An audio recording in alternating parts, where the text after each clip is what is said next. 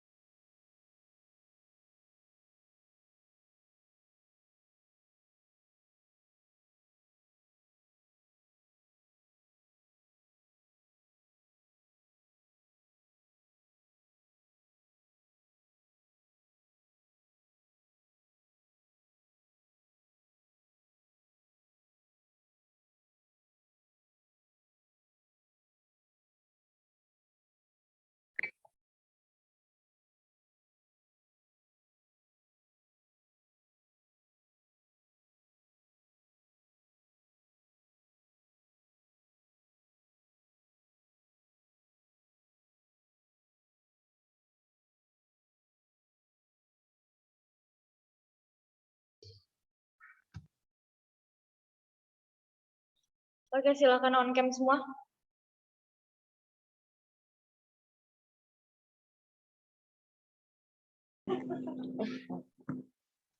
On cam. Kak.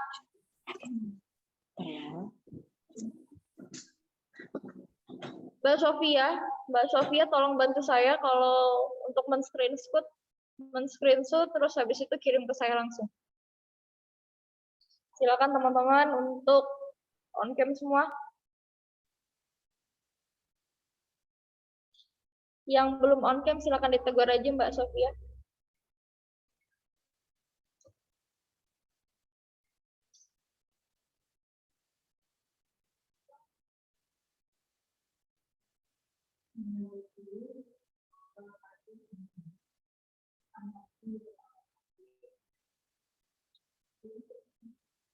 Sudah?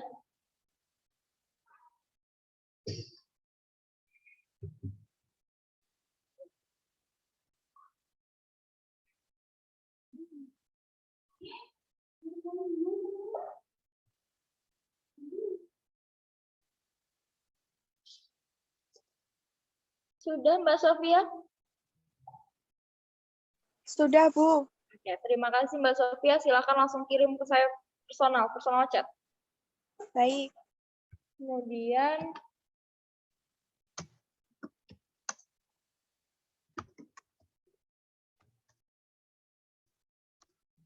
itu adalah absen dari saya, link dari saya. Nanti ada link dari Mbak Fira juga, silakan diisi untuk absen penutup pada perkuliahan hari ini. Oke. Hari ini kita belajar tentang pengantar lab medik ya. Oke.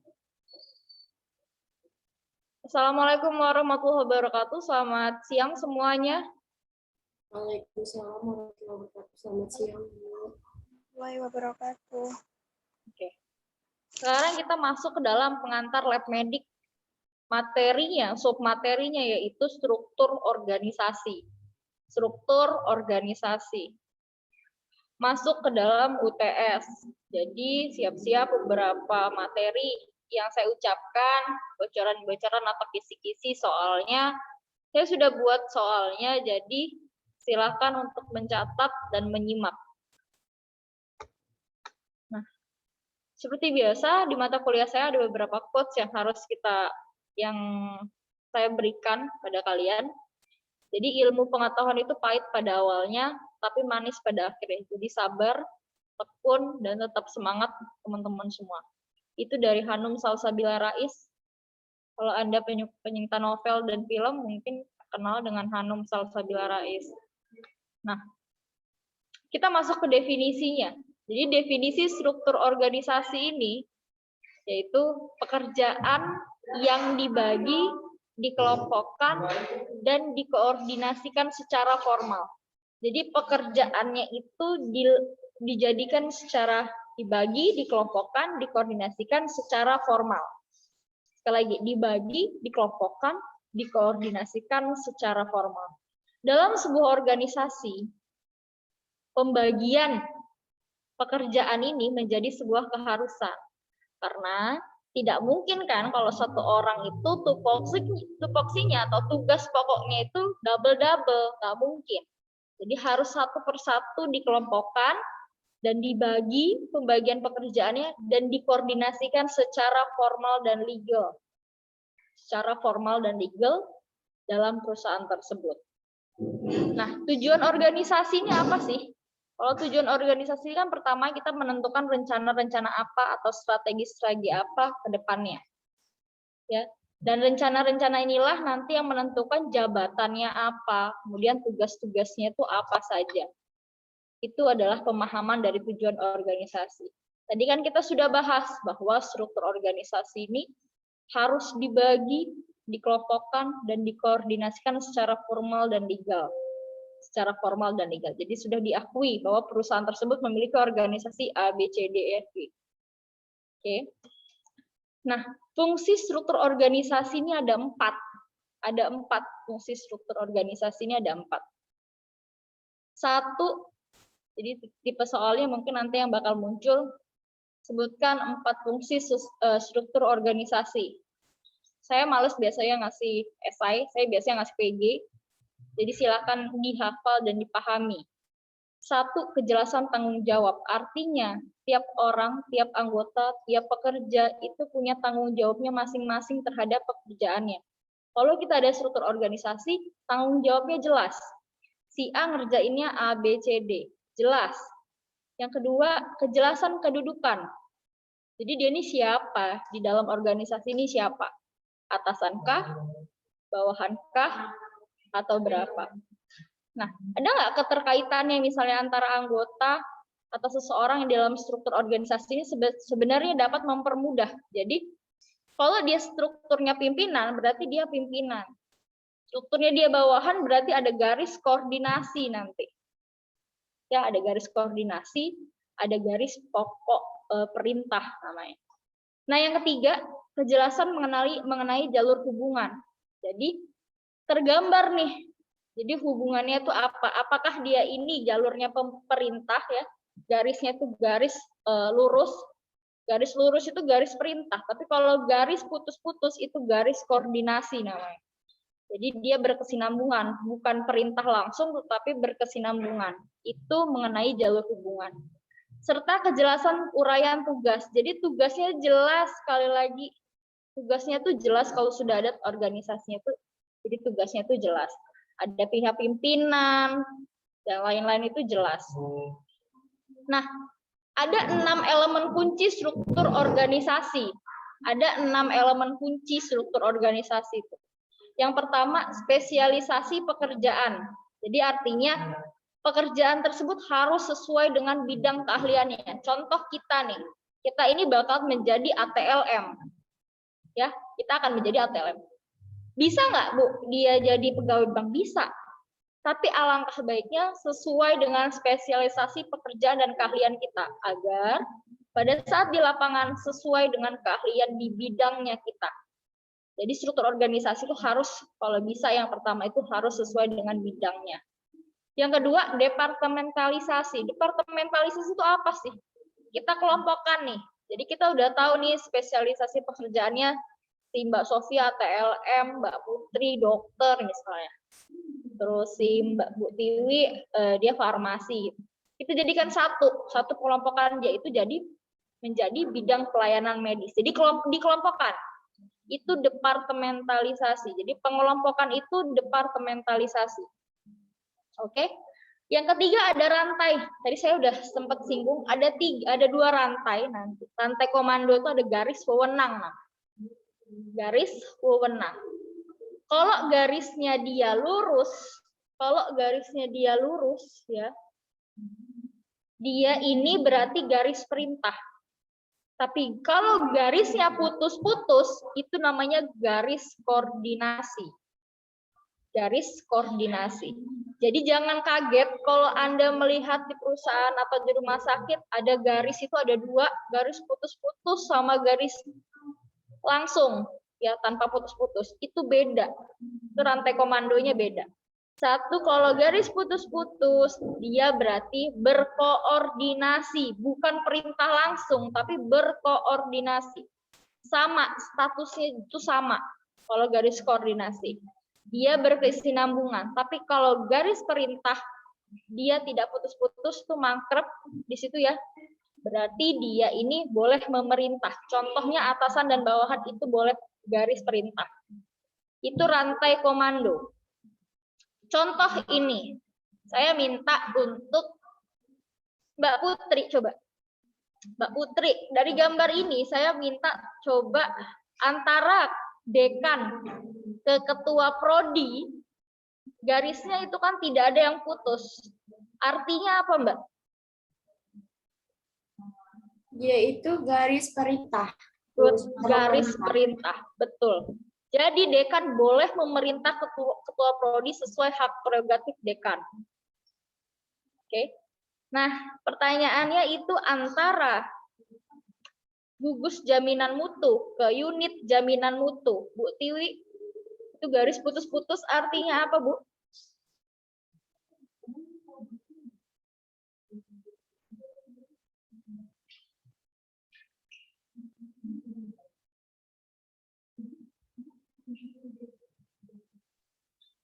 Dikoordinasikan, Bu. Betul, garis koordinasi. Jadi kita sudah paham, pada saat gambar ini muncul pada saat ujian, Anda sudah bisa menganalisis.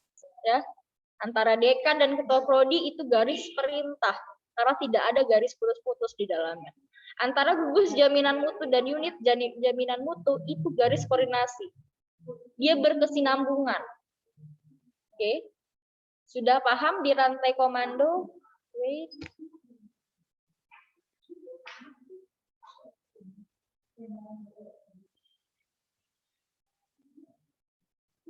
Sebentar.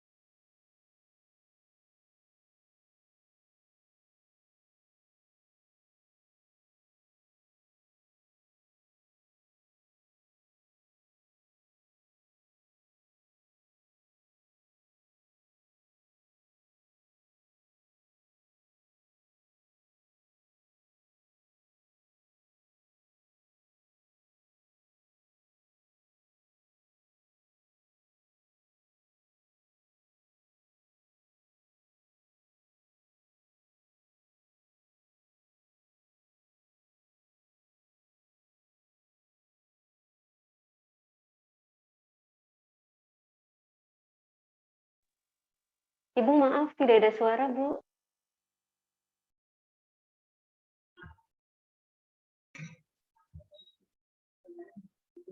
Oke. Rentang kendali artinya jumlah bawahan yang dapat diarahkan oleh seorang manajer secara efektif dan efisien. Artinya gini loh. Kita masuk ke gambar. Kepala puskesmas ini nggak bisa nge-backup dari manajemen representatif, tata usaha, poli, penunjang, dan lain-lain. Jadi dibuatlah departementalisasi. Jadi rentang kendali itu artinya nggak bisa satu pimpinan tuh nge-backup semua bidang-bidang khusus. Jadi setiap bidangnya dibagi lagi, departementalisasi lagi, dan diberikan pimpinan masing-masing. Itu rentang kendali. Jadi tiap poli itu ada pimpinannya. Contoh nih, di poli umum ada Dokter Santi di sini. Jadi dia yang akan melaporkan kegiatan semuanya di poli umum itu kepada kepala puskesmas. Itu yang dimaksud rentang kendali. Jadi diberikan amanah-amanah khusus di tiap departemen, itu rentang kendali maksudnya. Nah, ada sentralisasi dan desentralisasi. Kalau tadi garis koordinasi itu masuk ke dalam ujian, sentralisasi dan desentralisasi masuk ke dalam ujian. Jadi, kalau sentralisasi adalah mengacu pada sejauh mana tingkat pengambilan keputusannya. Jadi, kalau sentralisasi simpelnya saja hak prerogatif atasan. Jadi atasan itu bisa memberikan arahan-arahan sesuai dengan maunya si pimpinan, itu sentralisasi. Kalau desentralisasi itu bisa diarahkan, contoh gini, pengambilan keputusan pada tiap-tiap unitnya. Jadi gini, kalau sentralisasi itu hak prerogatif dari atasan, kalau desentralisasi setiap kepala unit itu bisa ngambil keputusan. Sudah boleh bisa mengambil keputusan, walaupun tidak melapor kepada atasan pucuk, manajemen top pucuk, manajemen top manajemen. Jadi intinya kalau sentralisasi itu hak prerogatif dari atasan, kalau desentralisasi di tiap-tiap sub kepalanya boleh mengambil kebijakan. Oke, saya ulang karena masuk dalam ujian. Sentralisasi itu hak prerogatif dari atasan, desentralisasi di tiap kepala unit-unitnya sudah boleh mengambil keputusan. Dan kita harus ada juga formalisasi. Jadi formalisasi ini ada standar operasional prosedur sendiri. Contoh misalnya Bu Tiwi dan Bu Dewi yang sudah bekerja. Jadi untuk mengambil darah itu ada SOP-nya. Jadi kita buat formulanya. Artinya formalisasi itu kita buat formulanya. Jadi sekali lagi ada 6 spesialisasi pekerjaan, departementalisasi kita kelompokkan sesuai dengan bidangnya, kita buat rantai komandonya, garis putus-putus atau garis perintah, kita buat rentang kendali supaya match semuanya berjalan dengan beriringan. Kita buat dia tuh masuk ke dalam sistem apa? Sentralisasi apa desentralisasi? Yang terakhir kita buat formulanya, kita buat standar operasional prosedur di tiap langkah kerja.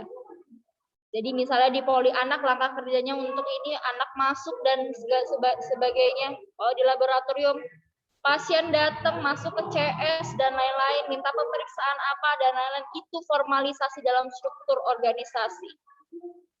Ngarahnya kemana? Kalau misalnya pengambilan darah vena, ya, darah kita pengambilan darah nih, atau pemeriksaan urin dan lain-lain.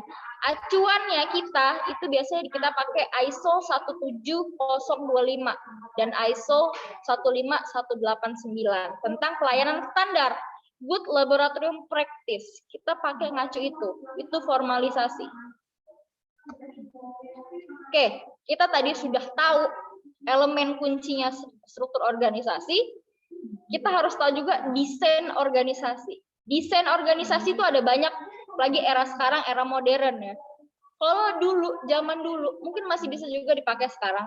Ada 3 desain organisasi, 1 sederhana, 2 birokrasi, 3 matriks. Bedanya apa? Kalau struktur sederhana, jadi dicirikan dengan departementalisasinya rendah. Jadi dia ini pengelompokan per bidangnya itu rendah. Jadi bisa orang masuk dari mana saja, nggak sesuai bidang. Bisa saja. Contoh, owner, staff, sekretaris, administrasi, customer service, security, office boy. That's it, selesai. Organisasi itu selesai. Jadi kalau muncul gambar ini pada saat ujian, cuma owner, staff, sekretaris, administrasi, customer service, security, office boy. Ini terlalu simpel. Berarti dia masuk ke dalam desain organisasi sederhana. Oke. Kalau struktur birokrasi, dia sudah mulai ada nih rantai-rantainya. Ya, kalau ini semuanya ini garis perintah ini. Tapi kalau struktur birokrasi sudah mulai ada nih. Contoh, saya tanya lagi nih biar nggak lupa. Karena masuk dalam ujian. Antara bidang penyelenggara dan subbid diklat PIM atau kepala pusat kebagian tata usaha. Itu garis apa ya, Mbak Rosa? Garis Perintah, Bu. perintah. Kepala Pusat Kebagian Tata Usaha itu garis perintah. Kalau kalau misalnya dari Subit Diklat PIM ke kelompok Diklat Prajabatan itu garis koordinasi. Jadi kalau struktur birokrasi terlihat juga di gambarnya bahwa dia ini sudah mulai ada rantai komando, nggak sederhana lagi dia. Jadi ada garis perintah, ada garis koordinasi. Kita masuk ke matriks. Nah, kalau matriks ini dia ini lebih ke struktur yang menciptakan garis wewenang ganda. Ya. Jadi biasanya gini. Contoh ya ini Direktur Umum PT ABC ya. Nah, dia ini produknya banyak. Produknya tuh banyak. Ada susu, sabun mandi, pasta gigi, mie instan. Ada 4 produknya. Nah, 4 produk ini diatur oleh satu manajer keuangan, satu manajer pemasaran, satu manajer SDM, satu manajer riset dan pengembangan. Jadi keterkaitan antara pemegang kebijakan dan produk itu dikombine. Itu matriks. Jadi antara matriks ini adalah garis wewenangnya ini ganda. Jadi dia ini produknya banyak, tapi pimpinannya cuma 1. Ya, itu matriks. Oke. Nah, nih. Jadi ada susu, sabun mandi, pasta gigi, mie instan, itu semua diatur sama satu pimpinannya. Keuangannya 1, pemasarannya 1, SDM-nya 1, manajer risetnya 1. Nah, itu matriks. Jadi kita udah tahu ya, sekali lagi saya ulang, kalau organisasi sederhana itu semua garisnya pasti garis perintah. Oke, simple. Kalau birokrasi, dia sudah muncul garis komando dan garis koordinasinya. Kalau matriks, dia ini ganda, struktur yang menciptakan garis-garis wewenang ganda. Oke. Nah, tadi kita sudah masuk struktur organisasi sederhana, secara umum. Kita masuk yang modern lah. Karena sekarang udah serba digital ya. Jadi ada 3 sekarang yang kita kenal dalam pengantar laboratorium medik itu, atau laboratorium itu ada 3. Struktur organisasi tim, virtual, dan nirbatas. Kalau tim, jadi kerjanya itu semua ada diambil dari keputusan tingkat tim, bukan keputusan pribadi. Contoh nih, kalau anak zaman sekarang, kalau dia punya project, itu cuma sebatas 1 bidang. Jadi dia sama-sama programmer semua. Ya, project leadernya ada yang 1, dia yang ini gue ada project nih. Project ini dipakai buat komputer. Jadi programmer semua isinya. Ada senior programmer, ada junior programmer. Jadi tujuannya itu 1. Dan ini keputusannya bukan yang pemegang project leader. Tapi keputusannya diambil secara mufakat dari tim. Itu struktur tim. Kalau virtual, ya ini organisasi inti kecil. Contohnya gini. Jadi kalau di advokat ya, atau di beberapa konsultan, jadi kalau biasanya saya gitu ya, kita ada proyek jalan gitu ya. Proyek jalan itu bukan cuma anak teknik di dalamnya. Jadi maksudnya gitu, itu struktur organisasi virtual yang sering dilakukan di dalam struktur proyek. Contoh gini. Jadi ada 5 nih, ada dari Kanada, Korea, Asia, Europe, United States. Jadi dia membuat company dalamnya. Jadi intinya dalam konsultan itu ada banyak, ada bidang keuangan, ya, terus kemudian ada bidang hukumnya, ada bidang tekniknya, ada bidang K3-nya, ada bidang kesehatannya, ada bidang ekonomi, dan lain-lain. Jadi dia jadi namanya konsultan. Jadi dia buat jalan itu kan banyak, bisa jadi pekerjanya ketabrak dan lain-lain, itu orang K3 harus menanganinya. Konsultan K3 harus turun. Kalau itu indikasi misalnya, aspalnya itu gampang retak, berapa sih indikasi aspal yang paten itu berapa? Itu ada hitung-hitungannya. Anak teknik, konsultan teknik yang harus turun. Nah, itu virtual. Oke. semua bidang dijadikan satu project itu virtual. Bedanya kalau misalnya dia tim tapi semua bidangnya sama, programmer. Oke. Kalau virtual yang tadi saya bilang semua bidang dijadikan satu. Nirbatas. Nah, nirbatas biasanya ibu-ibu nih yang kena sering atau anak-anak muda yang pengen banget cepet dapat uang. Nirbatas ini perusahaan yang tidak terbatas lah. Contohnya apa? Contohnya MLM. Nah, MLM itu kan bosnya kita tahu, bosnya Anda, ya misalnya bosnya Mbak Sofia. Mbak Sofia itu ngajak Mbak Anissa, ngajak lagi Bu Tiwi, ngajak lagi Bu Rosa, ngajak lagi Bu Putri dan lain-lain. Itu organisasi nirbatas, nggak terbatas. Orang yang diambil tuh nggak tahu ada berapa. Itu organisasi nirbatas. Jadi kalau ditanya nanti masuk ke dalam ujian saya, organisasi nirbatas itu apa? Jadi organisasi yang berusaha menghapuskan rantai komando, memiliki rentang kendali, tak terbatas. Nah, kalau udah tak terbatas, udah itu kan nirbatas. Kalau udah kata-kata nirbatas berarti tak terbatas. Nah, itu Anda jawab organisasi nirbatas. Contoh soal UTS. Sebuah organisasi yang berusaha menghapuskan rantai komando memiliki rentang kendali tak terbatas dan mengganti departemen dengan tim yang diberdayakan disebut titik. A. Organisasi nirbatas.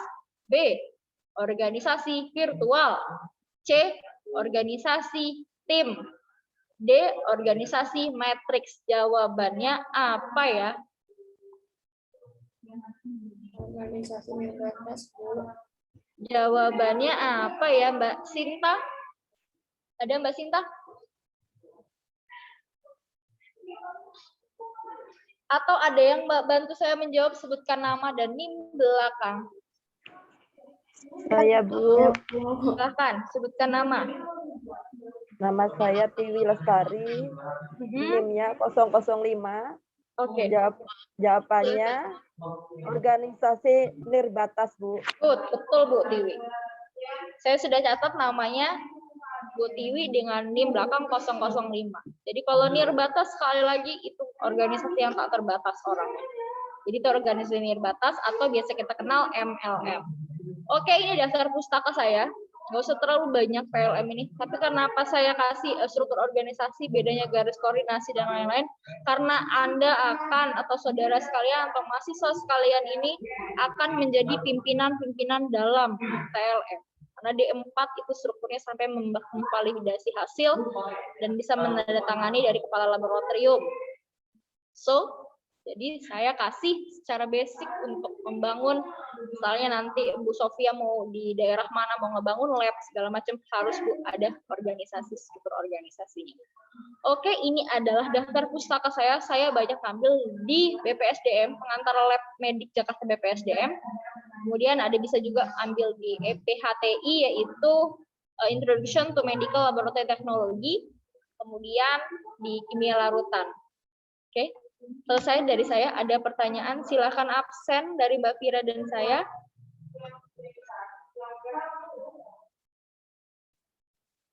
Ada pertanyaan, ibu-ibu sekalian?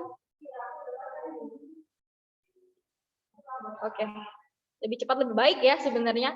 Jadi terima kasih semuanya. Saya sudah mulai ngecek laporan-laporannya, bagus-bagus banget.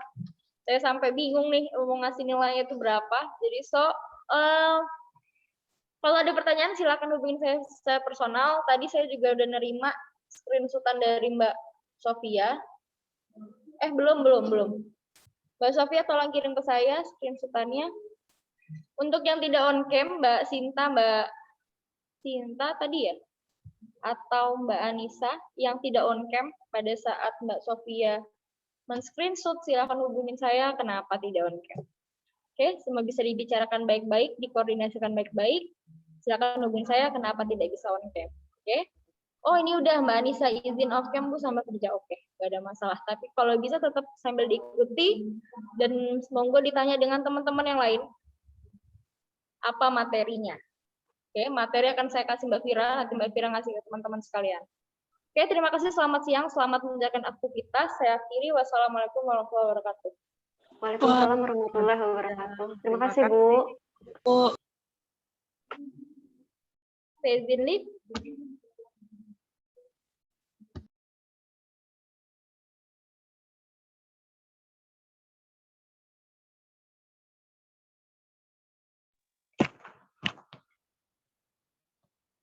Teman-teman sudah ada link absennya belum sih? Belum, Mbak. Yang dari Mbak Vira belum ada, Mbak.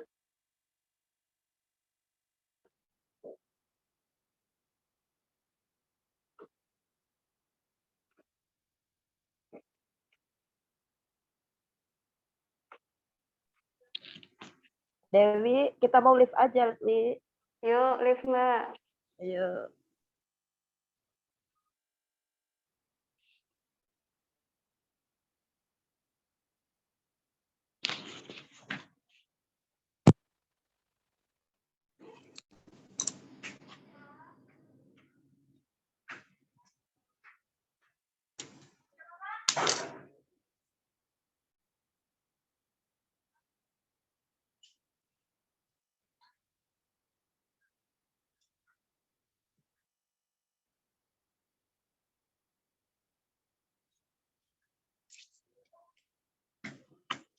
Sudah ku bilang. Aduh, ya ampun.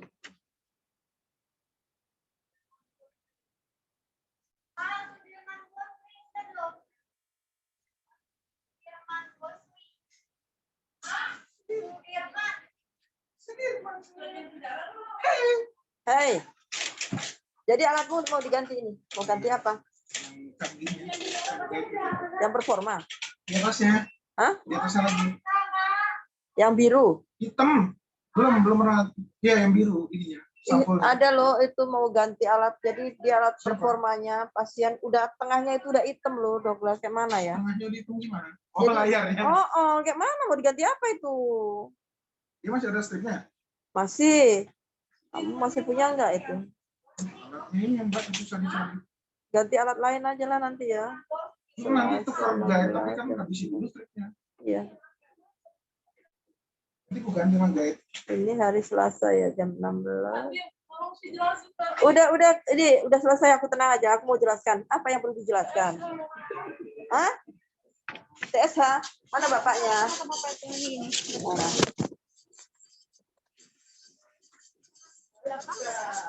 TSH ini kan nggak ada di kita kan? Kirim kan? Bapaknya emang udah ambil darah? Ya. Kapan? Udah dikirim, ini udah lama. Udah lama.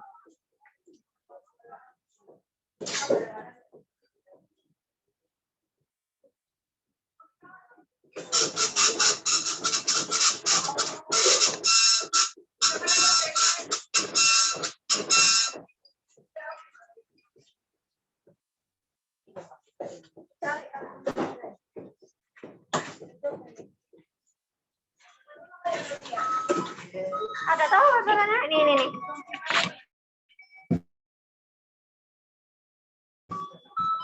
Pak Sudirman Gosmin. Ke poli lagi Pak, ke dokternya ya Pak.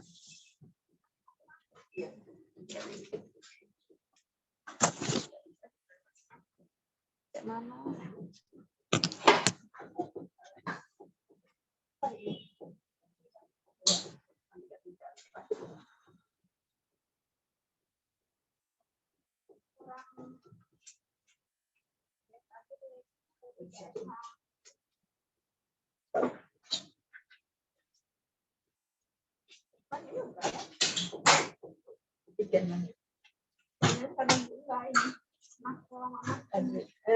Informasi dulu ya.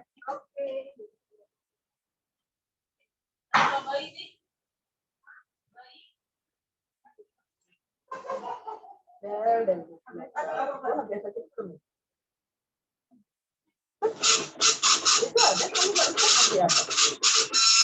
Nanti dia kan nggak bisa.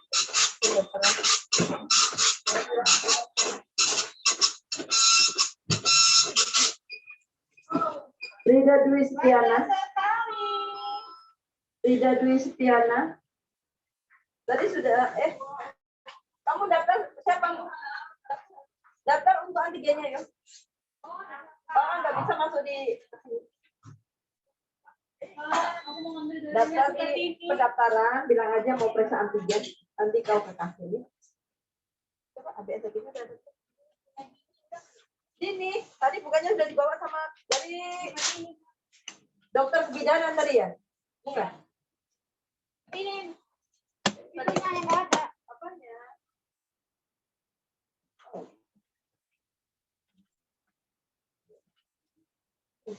Tadi yang dibawa sama itu punya Dini kan?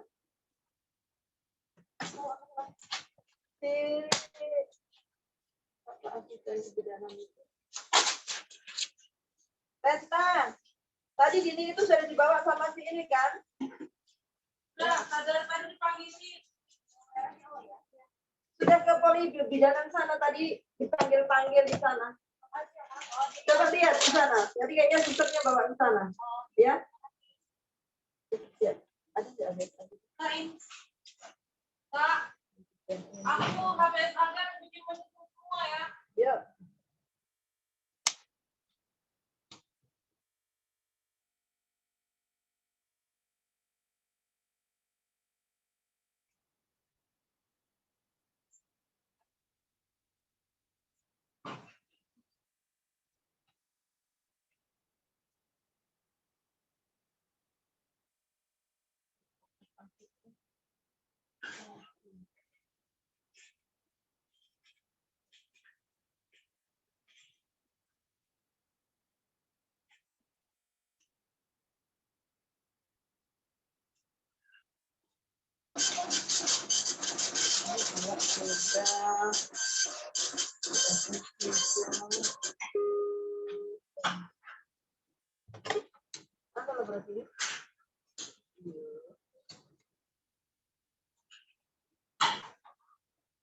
Oh iya.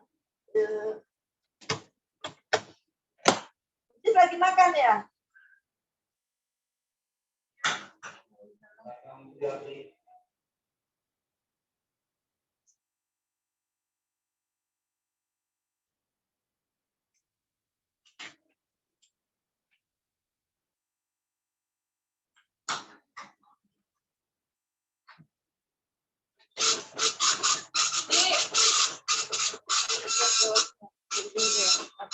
Bapak aja juga deh. Masalahnya ada yang mau ambil antigen di sana. Ada antigen aja lagi ya? Iya mau antigen itu juga. Tadi itu juga.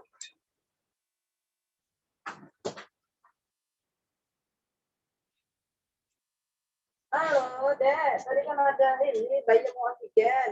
Orang lain pada di situ. Ya.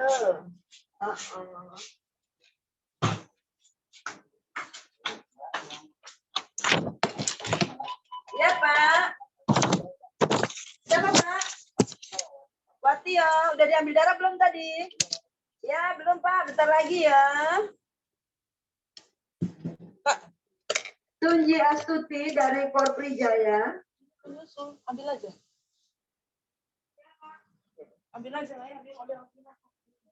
Banyak pemeriksaannya tadi ketinggalan. Ini loh, ini jadi satu.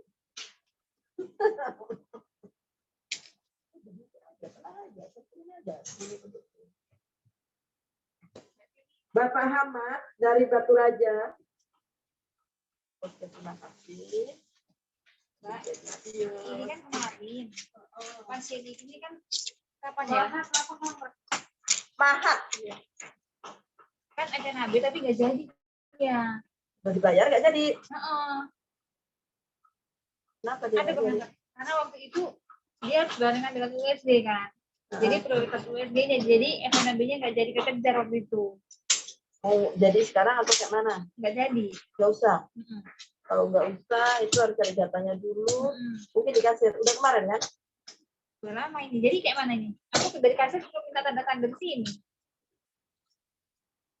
Pengantarnya masih ada sama aku itu. Apa dikembaliin ke sini, Mbak?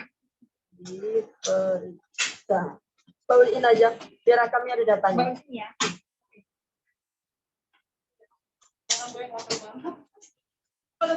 Belum. Untuk kelas aku cuma sengaja. Makan daripada emas nanti makan. Biarin aja nanti.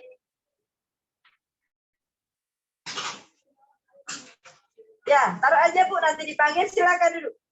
Silakan duduk, nanti dipanggil ya. Ya, sebentar Pak ya.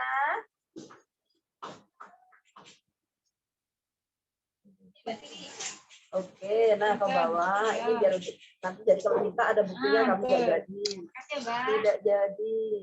Ya.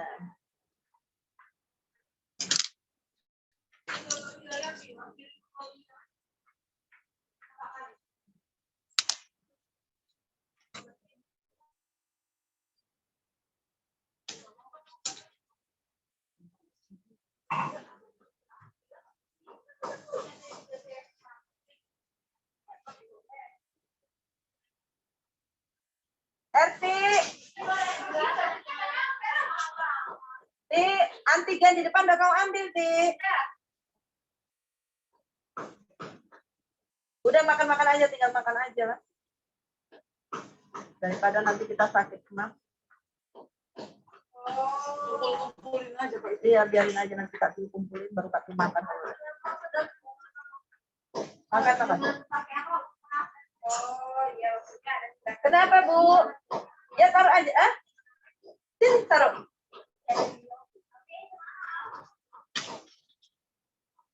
Habis dari radiologi. Habis dari radiologi. Kemana lagi ya? Rapid test. Jadi rapidnya apa ini? Tadi belum diambil darah? Udah. Darahnya udah diambil ya. Hasilnya belum selesai, nanti kami panggil Rina. Leha. Ya belum selesai Bu, nanti kami panggil ya. Tunggu di sini ya, Bu. Iya.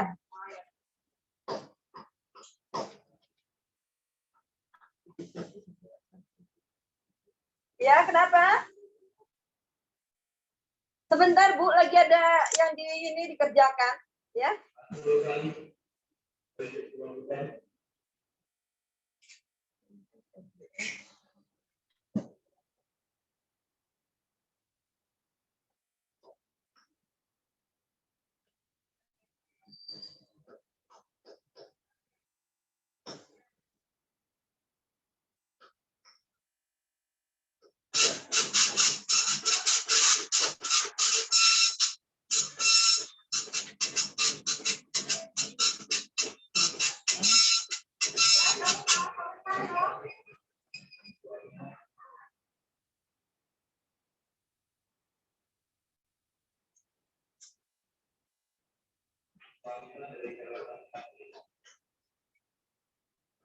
Nanti deh, aku mau ngumpulin dulu semua nih, masih banyak.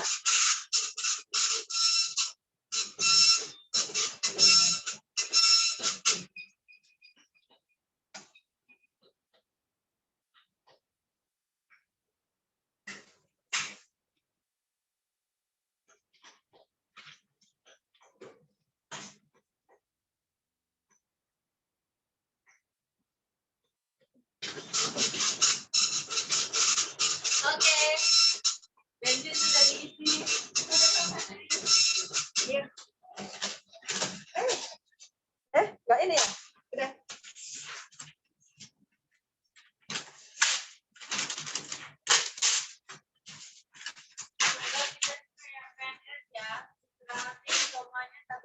Makanya lebih baik kita itu kalau makan semua, jadi enak. Iya.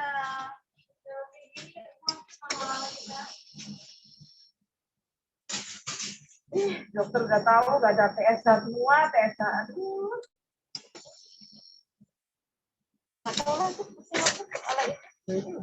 Kayak nggak niat banget mau pakai.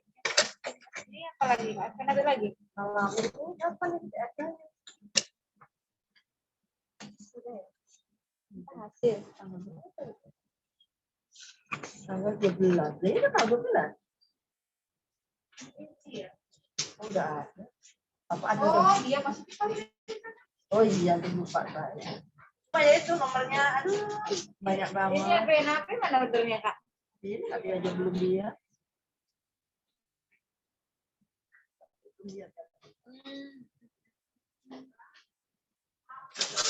Sabar Bu.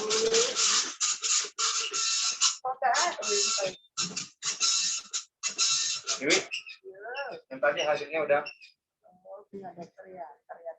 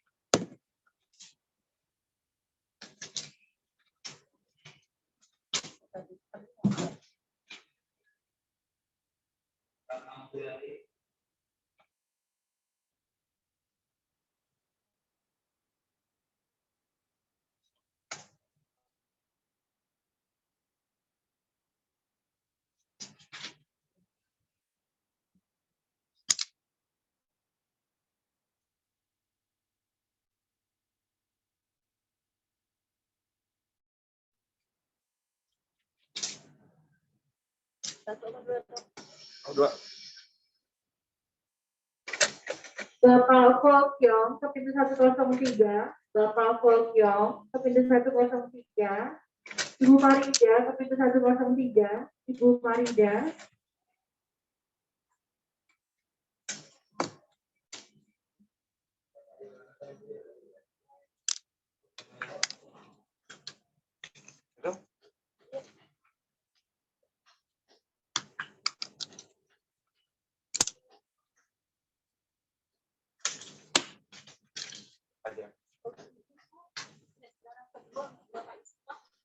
Ya, nanti masuk aja Bu ya. Masuk di tempat pengambilan darah yang tadi. Oh, langsung masuk. Ya. Tanya boleh nggak? Boleh. Tadi ada pasien anak ASP Pak Ella. Ya. Katanya perawatnya suruh sini, suruh foto. Guru apa? Foto hasil operasi tadi prostat. Mau foto? Oh, ya bentar ya.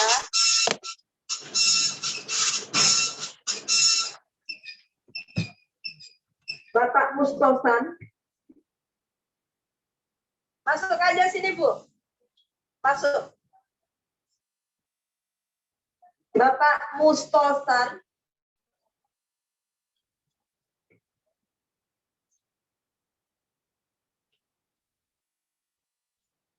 Tempelnya siapa tadi? Ayo, Pak Ella. Dari atas? Iya, ya dari lantai 5. Apa udah diturunin ya? Pak Ella, bentar ya. Tadi katanya udah dikirim ke sini. Iya. Ibu mau foto operasinya itu.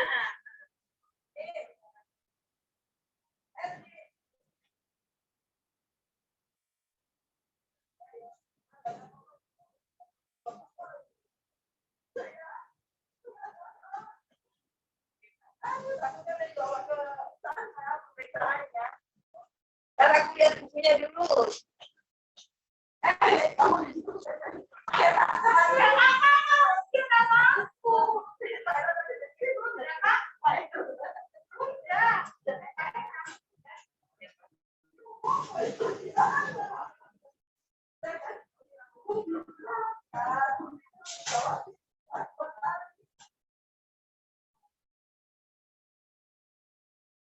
Ibu, mana HP-nya? Nah. Pegang gini bagaimana terserah mau fotonya. Pegang ya. Boleh. Ini. Udah banyak ya? Iya. Makanya udah kesakitan kan? Udah. Kan melihatnya sebenarnya tadi kita nunggu di depan ruang operasi orangnya datangnya udah di kamar. Oh iya, pintunya beda. Oh. Rumah sakit.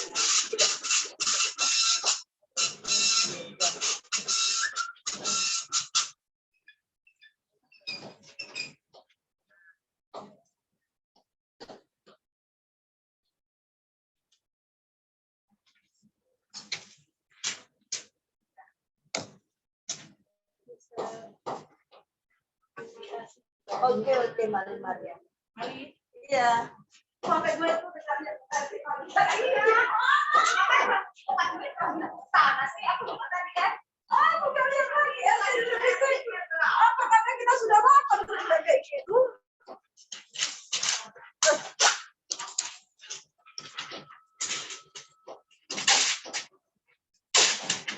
Tiga Dwi Setiana ke pintu 103. Tiga Dwi Setiana.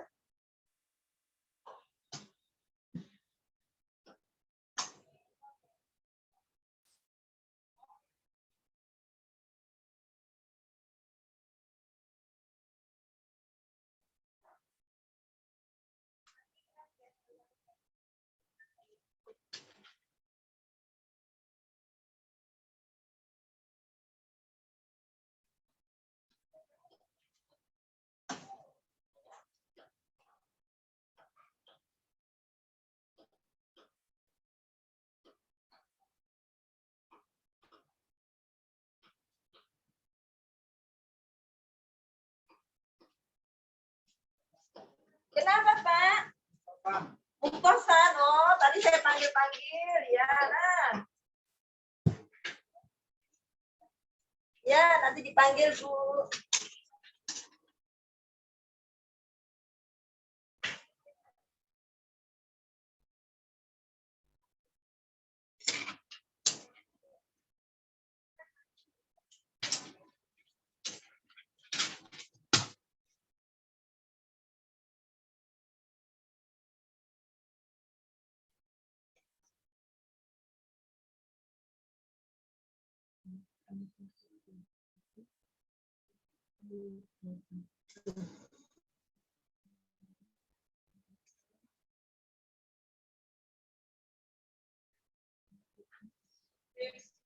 Habis sih.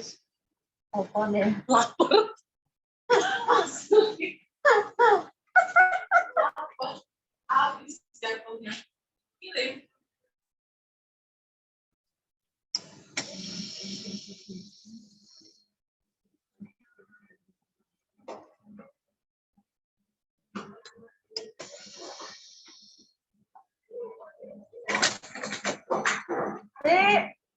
Udah ya kita. Kamu udah makan belum?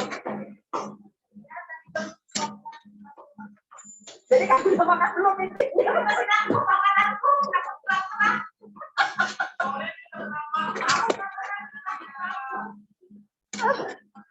Ya iyalah daripada mau kamu kan penting banget.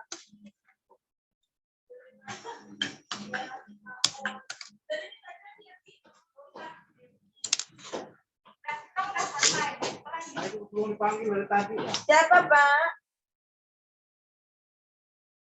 Namanya? Ya? Ulfinda sudah di sana, Pak. Nanti dipanggil di sana. Hah? Nanti dipanggil di ruang pengambilan sampel, Pak. Berkasnya udah masuk. Masih nunggu ya? Iya, masih banyak, Pak.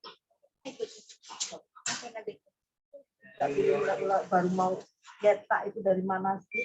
Oh, tadi itunya, tadi kan sudah likatnya ya? Nggak tahu, tadi ada yang di situ tahu. Nggak tahu, pokoknya di sana. Jangan cetak pakai ini aja. Ini disimpan, Tik. Ini nggak jadi. Saudaranya si Winardi itu si. Soalnya kalau nyari hasil dia nggak jadi.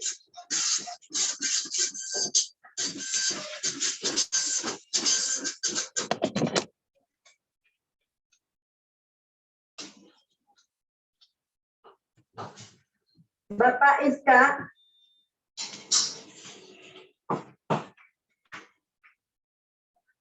Iya. Kukyong dari Sukabumi.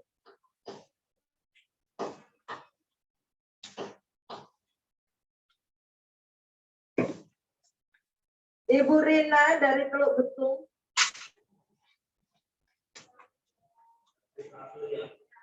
Iya. Nih, Rina ya. Ke Poli rawat inap. Yang di bawah.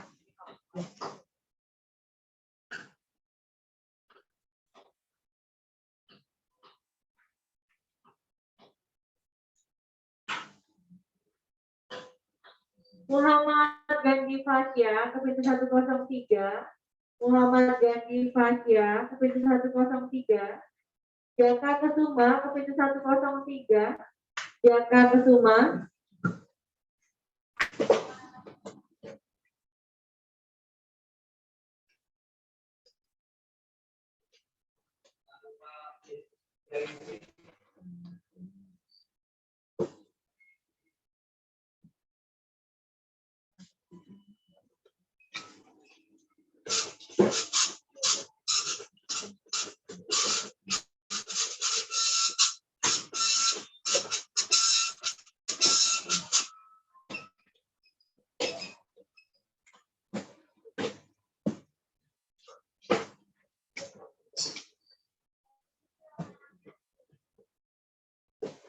Ismainar ke pintu 103, Ismainar.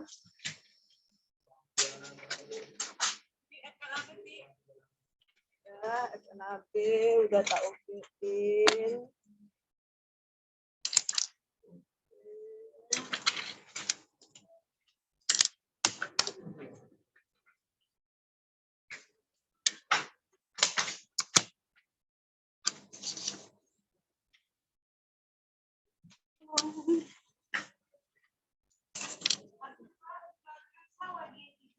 Mas, kan katanya tadi udah ngomong.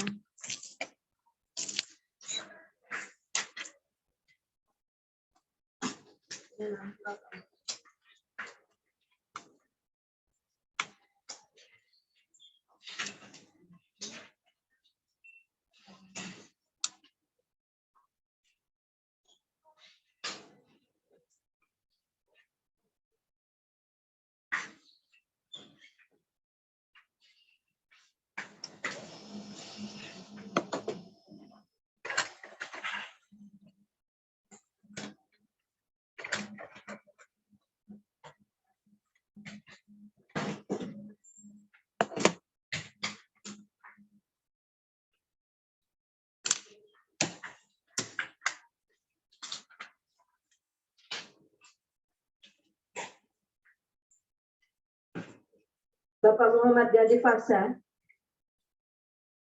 Pak, Bapak udah diambil darah? Udah diambil darah? Pak Muhammad Gandhi. Ya. Bapak belum diambil? Tadi namanya sih Watio. Watio. Iya, warni. Ismania, Jaka, Lina. Oh. Bapak Watio, Bapak duduk dulu. Nanti ada yang dijelaskan. Ini pengambilannya bukan di sini, Pak. Ya, duduk dulu. Bapak harus nanti keluar, ya. Sebelah sini, Pak. Sama Elma Yati ada. Elma Yanti. Elma Yati. Elma. Ibu Suwarni ke pintu 103, Suwarni ke pintu 103.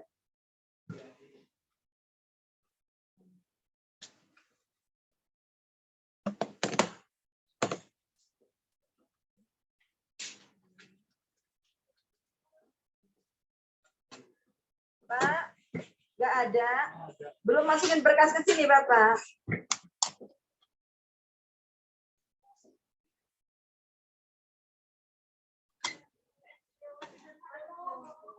Ibu Julia, udah diambil darah, Bu? Belum. Oh, belum, Bu. Di sana. Nanti boleh tanya, Bu, ya. Sama petugasnya sebelah sana. Pintu sampingnya lagi, satunya lagi.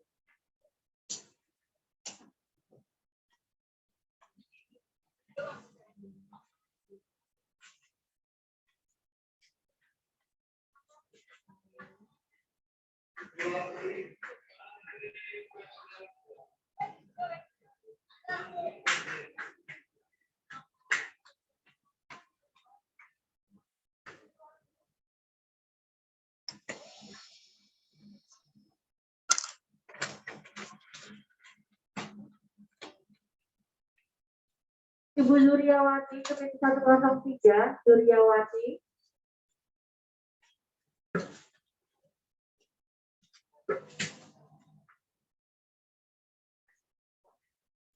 Ulfindos, Bapak Ulfindos ke pintu 103. Kamu isi dulu sih nomor KTP di sini nggak ada. Oh ini nih nomor telepon.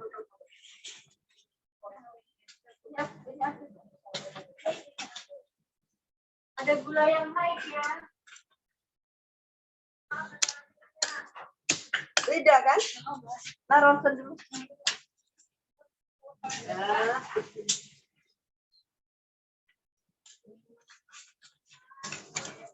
Tarik panen.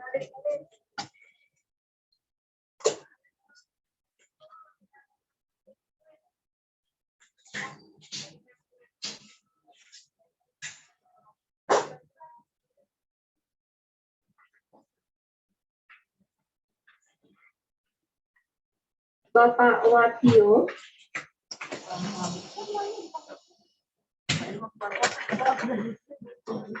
Bapak Watio. Tadi nanya-nanya terus. Sekarang aku duduk. Bapak Watio dari Sepang Jaya. Bapak Watio.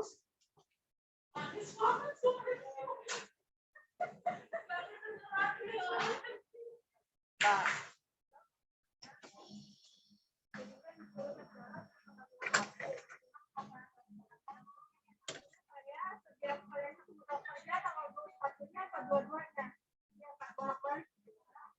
Kita belum tahu kan alat kami lagi ada trouble. Jadi ini kalau diambil tanggal 21 kalau alat kami belum benar berarti kan kita kirim keluar. Itu kan jadinya pengerjaannya setiap hari Rabu doang ya. Senin, Rabu, Jumat pengerjaannya ya. Jadi boleh telepon aja ke nomor kami.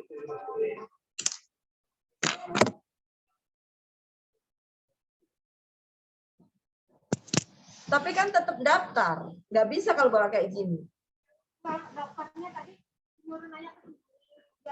Ini pakai BPJS kan? Iya, maksud saya, walaupun mau ketemu dokter atau cuman periksa darah, tetap harus daftar, ya kan? Iya. 21 atau 22 gitu loh Mbak. Tanggal 21 atau 22-nya. Harinya hari apa itu tanggal 22?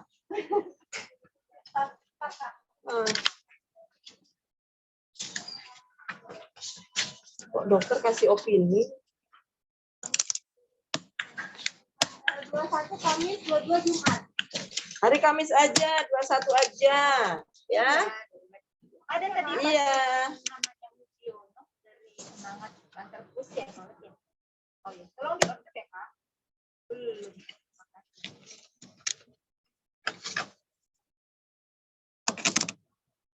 Ibu Ismaniar, Ibu Suwarni. Siapa Bu? Ya.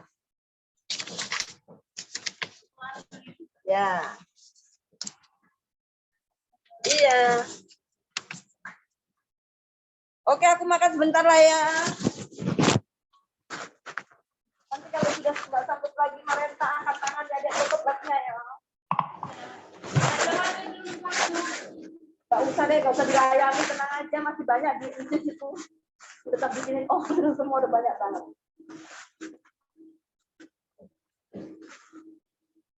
Hana Norma, Komisi 103, Hana Norma. Ibu Salami, Komisi 103, Ibu Salami. Adanya aja nggak ada di tempat kok.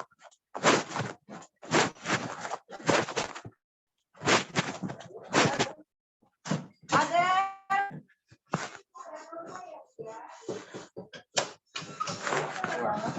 Kamu aja mau makan, mau makan kamu.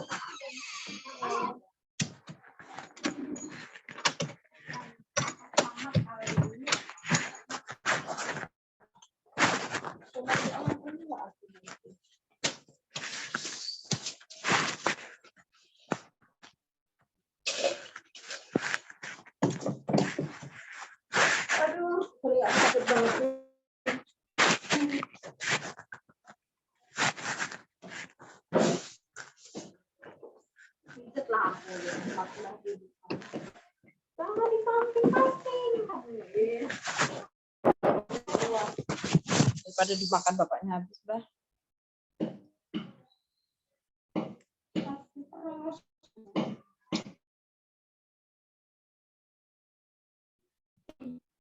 SMS dari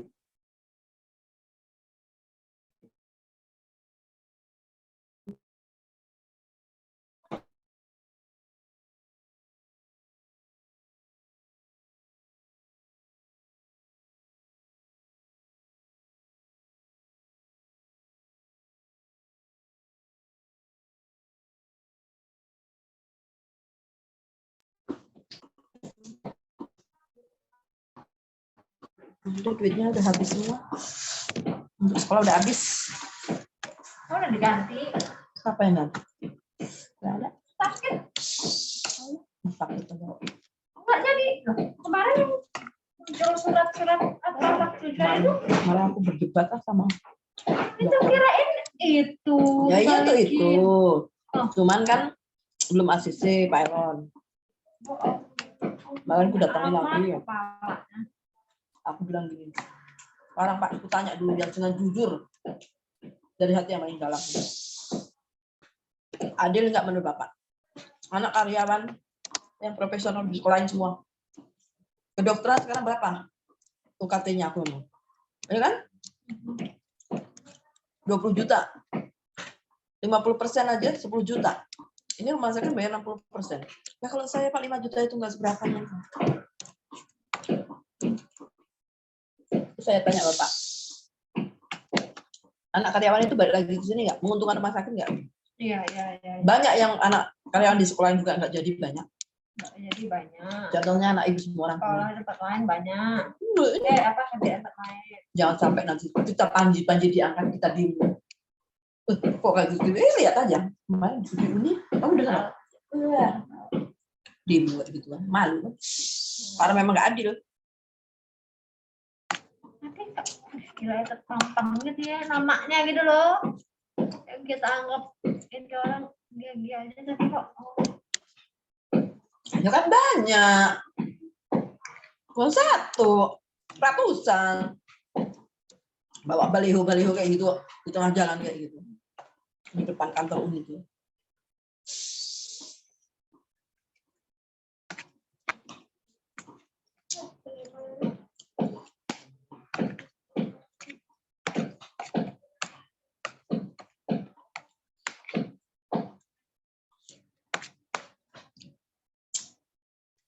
Kalau mainnya kalau profesional dibayarin semua laki-laki.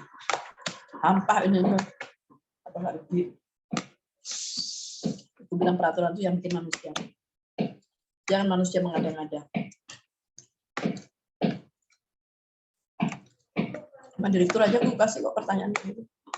Saya setuju aja Mbak Dewi, belum ada keputusan dari yayasan. Kalau saya sangat-sangat mendukung.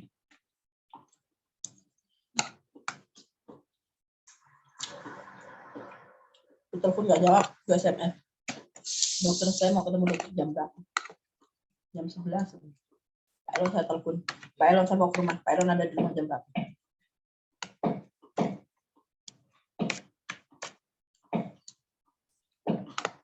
Kalau kayak si itu loh, udah dijanjiin sekolah akhirnya nggak sekolah. Kan kasihan Bayu itu, malu juga.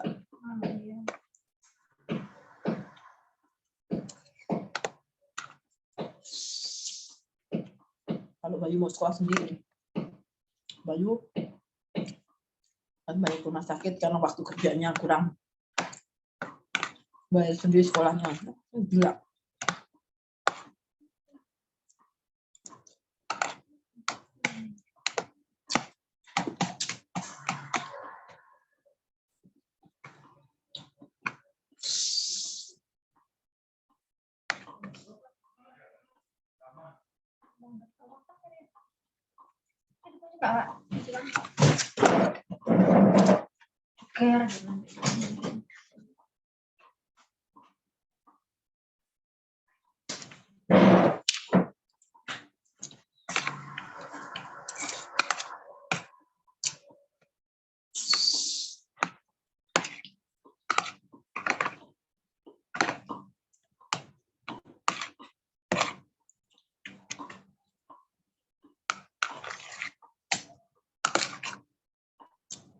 kemarin dikasih pizza, kamu masih di sini?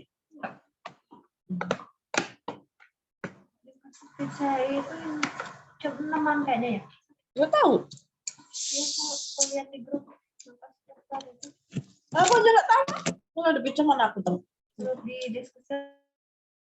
Aku kan nggak ikut diskusi. Iya, Kak Dewi baru dimasukin sama Kak Cis. Nggak dimasukin. Iya, baru. Banyak-banyakin WA. Ngapain? Ya ngapain sih? Di lab udah ada grup, ada diskusi lagi, ngapain? Gitu, karena ada dokter.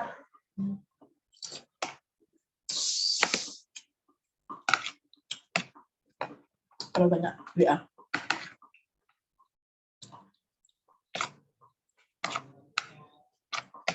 Kak Cis telah menambahkan ini.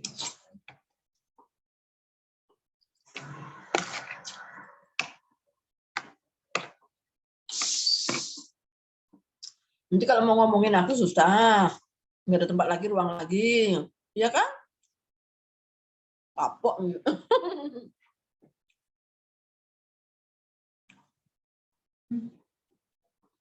Oh, Kak Cis. Kapok nanti nggak ada lagi kabus.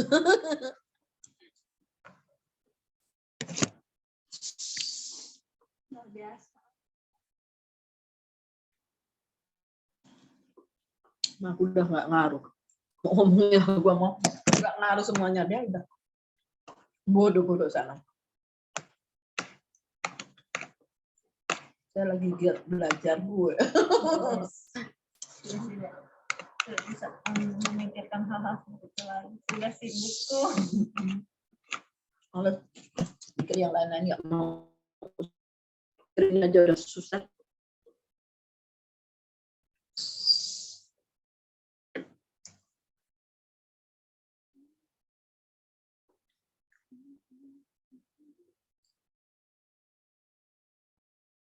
Ini kalau percaya nih, 4:30 tuh saya sudah ngirim tugas. Gua bikin tugas. Iya. Kerasa banget, kerasa. Aku bangun jam 4, setengah 4. Iya. Coba lakukan dulu tuh, lihat, ketik. Baru aku bikin PDF.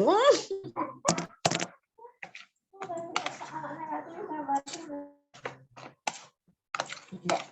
Aku nggak mau. Sekarang nggak nyambung juga sih dia. Maksudnya beda aliran. Cuma kalau nak caranya ini kayak mana, nak? Caranya kayak ini kayak mana?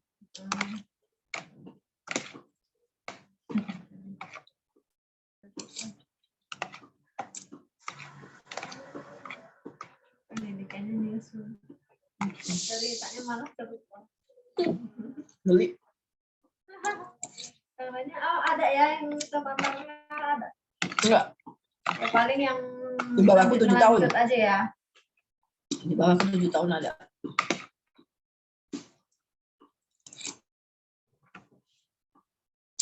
Karena aku udah tua. Kalau ada apa-apa, aku duluan. Menurut Ibu TV atas. Oh, dari tadi jelasin Iya kak itu. apa tadi tentang apa? Struktur organisasi. Organisasi apa? Ya, struktur organisasi kan ada 3. Jadi suruh jelasin satu-satu. Saya jelasin. Kan itu kuis cepet-cepetan. Tiap hari kan kayak gitu kuis cepet-cepetan. Nah, ditanya bahasa Inggris saya. Bahasa Inggris saya bisa ngartikan tapi ngomongnya susah. Nanti takutnya salah ngomong. Itu lafalnya itu nggak pernah pas, susah. Kecuali kalau bahasa yang biasa, that, we, are gitu masih tahu kata-kata panjang susah. Kalau aku selalu sangat susah. Udah. Bayangkan tamat ke 7 tahun di luar, 3 tahun, 30 tahun saya itu nggak pernah pakai. Saya tahu saya artinya. Komputer paling banyak. Translate udah pakai kamus. Bodoh. Mau salah terserah nggak bisa. Bahasa Inggris ada ujian besok. Tadi pagi. Saya pagi. Kemarin tuh suruh video. What your name? My name is Tia Study. Pokoknya perkenalan. Mang, I want alamat. to introduce myself. Itu betul. Sekarang aku suruh bikin cerita dari bangun tidur sampai tidur lagi. Daily apa namanya? Activity, daily activity yang kita sehari-hari. Oh ya. Saya bangun jam.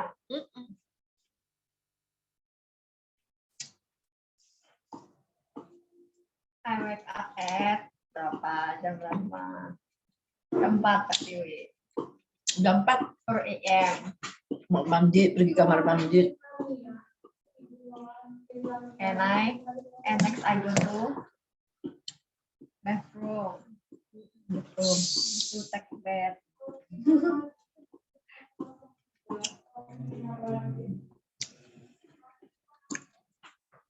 Terus aku tidur lagi. Take a morning walk and enjoy the fresh way. Jalan-jalan. Jalan di mana? Komplek. Enggak. Tapi after the bath dulu, I read the Bible and pray. Membaca Alkitab dan berdoa dulu baru. Benar-benar.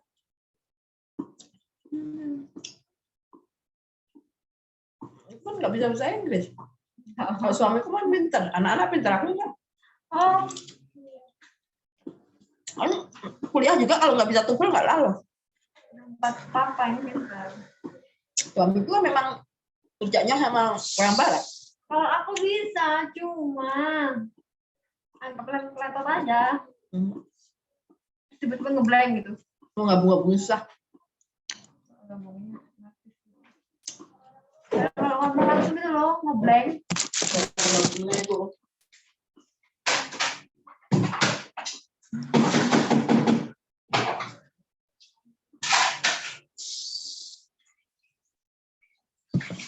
Kayak si buku Tiara kemarin ujian bahasa Inggris.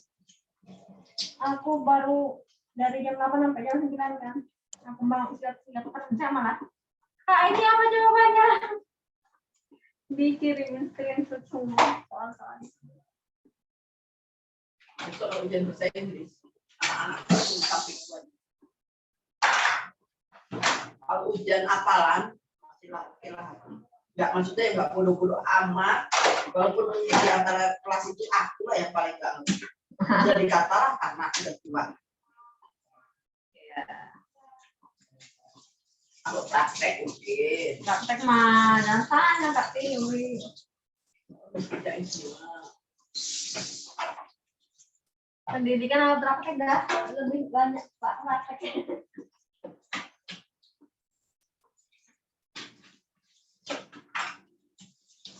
Kata teman-teman kita, kak mau-maunya kakak bikin lagi.